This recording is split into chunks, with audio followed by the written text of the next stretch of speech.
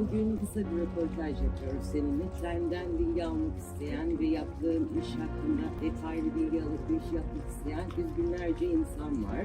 Hangi platformda satış yapmalı insanlar? E-ticarete başlarken en avantajlı ülke hangisi? Ürün araştırması yaparken neye dikkat etmeliyiz ve kar marjı ne olmalı? Amazon var, Etsy var, eBay. Hangisi daha avantajlı?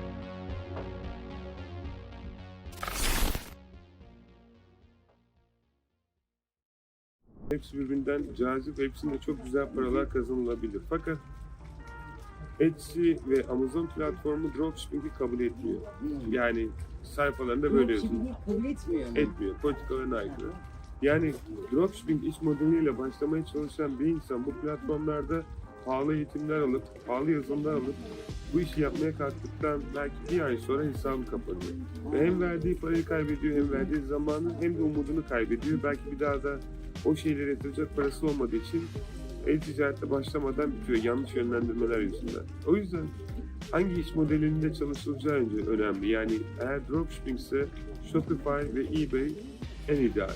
Eğer kendi ürünlerini üretip satıyorlarsa Etsy en ideal. Eğer private label ürünler satılıyorsa Amazon en avantajlı 3 platformdan biri olacaktır. Yani hepsinde de aynısını da yapabilirsiniz. Hepsinde dropshipping de yapabilir. Hepsinde private label ya da hepsinde de aynı şekilde print on demand yapılabilir. Fakat yani bu platformlar bu şekilde ünlenmiş. Yani Etsy biliyorsun antika ürünler satmakla kendi el ürünlerini ünlenmiş. eBay ikinci el ürünler açık arttırmayla satılmayla ünlenmiş. Aynı şekilde Amazon kendi ürünlerini üreten insanlarla ünlenmiş bir platform. O yüzden platformun kurallarına göre oynarsak çok daha uzun soluklu gerçek bir ticaret sahibi oluruz. Aksi takdirde ufak bir para kazanılır, belki büyük bir para ama ticaret sürdürülebilir olmaz diye düşünüyorum. Şimdi bizi izleyenler şu soruyu çok merak ediyorlar. Bu konuya ilgi duyanlar.